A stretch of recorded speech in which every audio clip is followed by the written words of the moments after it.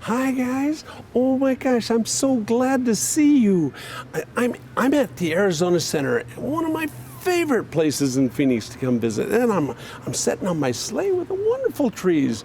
But you know, I'm going to go home right now, and I'm going to read a story. I'm going to have Mrs. Claus make me some wonderful hot chocolate, and I'd love to invite you to come listen to a story with me. I'm going to read The Polar Express tonight. It's such a magical book.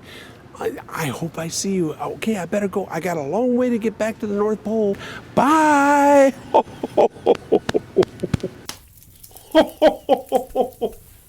Well, hi. How are you, children? Last year I was able to meet you in person, but this year you're not in school right now. You're online. So I would love to read you a story. I'm in my living room at the North Pole, and I got a fireplace, and look, it's snowing tonight. Oh my gosh, it's so magical up here. And what do you see in the window? Look, the lights. What are those called? That's right, they're the Northern Lights. Oh my gosh, they're so pretty and magical. I was just outside and the whole sky lit up. It was beautiful. Oh, I wish you could have been here to see it. It would have been magical for you. But let me read you one of my favorite stories. And I think you guys like it too. It's a story about my train, the Polar Express. And Chris Van Allsburg is the author, and he wrote a wonderful story about it. So here it goes. On Christmas Eve, many years ago, I lay quietly in my bed. I did not rustle the sheets. I breathed slowly and silently. I was listening for a sound a friend told me I'd never hear. The ringing bells of Santa's sleigh. There is no Santa, my friend had insisted, but I knew he was wrong. Late that night, I did hear sounds, though not of ringing bells. From outside came the sounds of a hissing steam and squeaking metal. I looked through the window and I saw a train. A train standing perfectly still in front of my house. It was wrapped in an apron of steam. Snowflakes fell lightly around it. The conductor stood at the open door of one of the cars. He took a large pocket watch from his vest, then looked up at my window. And I put on my slippers and robe. I tiptoed down the stairs and out the door. "All aboard," the conductor cried out. I ran up to him. "Well," he said, "are you coming?" And I said, "Where?" I asked. "Why, the North Pole, of course," was his answer.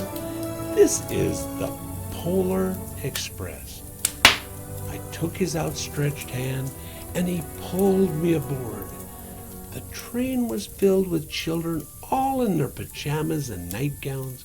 We sang Christmas carols and ate candies with nugget centers as white as snow.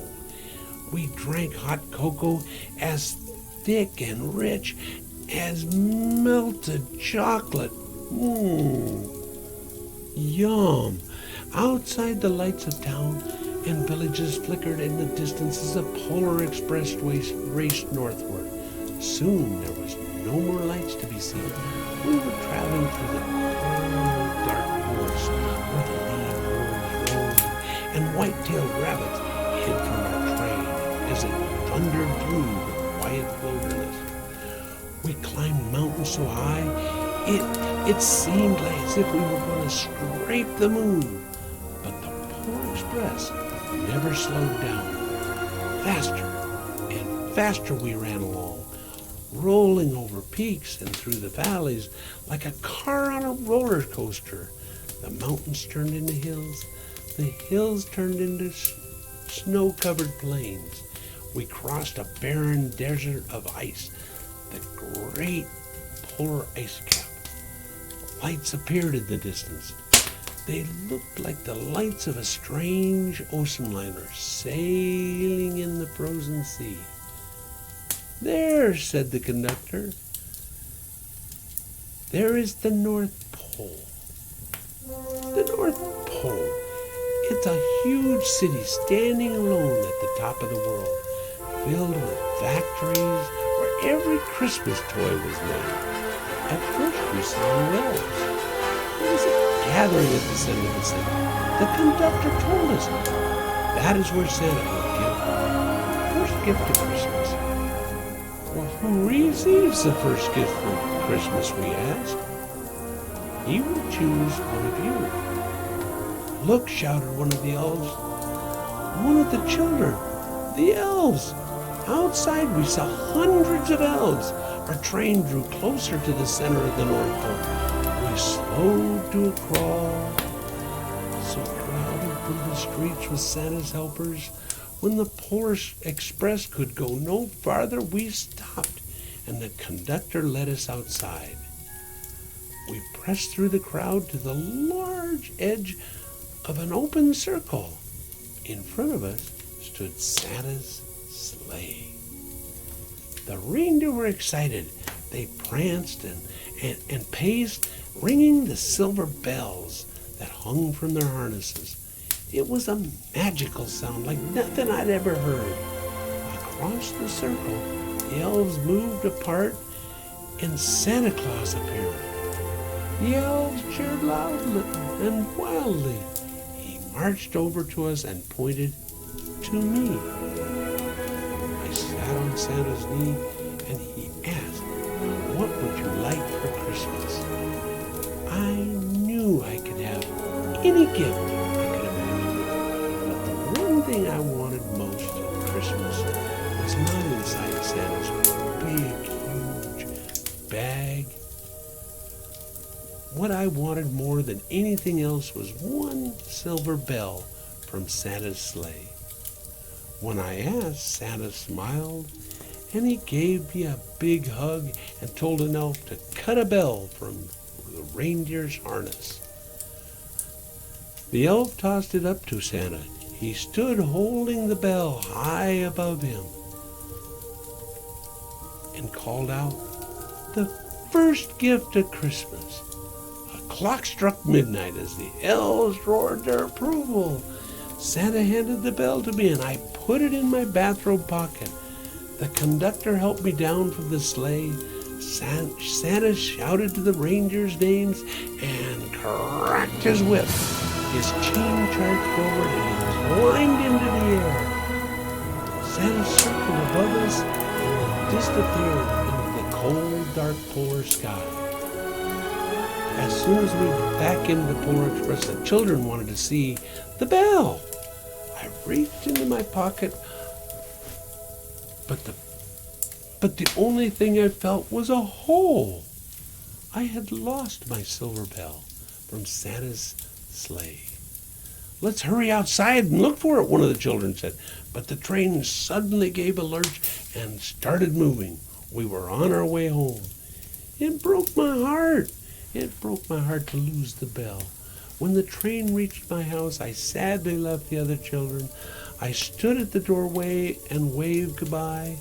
The conductor said something from the moving train, but I couldn't hear him. "What?" I yelled. He cupped his hands around his mouth. "Merry Christmas!" he shouted. The Polar Express let out a loud blast from his whistle and sped away. On Christmas morning, my little sister, Sarah, and I opened our presents. When it looked as if nothing else was there, when everything had been opened, Sarah found one last small box behind the tree. It had my name on it. Inside was the silver bell. There was a note from Santa. "Found this on the seat of my sleigh. Fix that hole in your pocket. Signed, Mr. C." I shook the bell. It made the most beautiful sound my sister and I ever heard. But my mother said, "Oh, that's too bad." "Yes," said my father, "it's broken." When I'd shaken the bell, my parents had not heard the sound. At one time, my friends could hear the bell, but as years passed, it fell silent for all of them.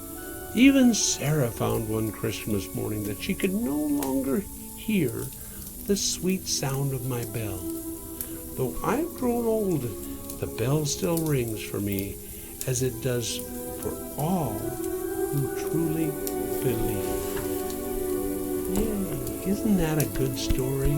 I love the story of my train, and I hope you did too. And I really hope that you have a very, very happy holiday and Merry Christmas. And promise me, can you read a book for me over the Christmas break? Please, one book. Just everybody read a special book after Christmas. It will do Santa's part very good. Okay, we gotta go. Bye.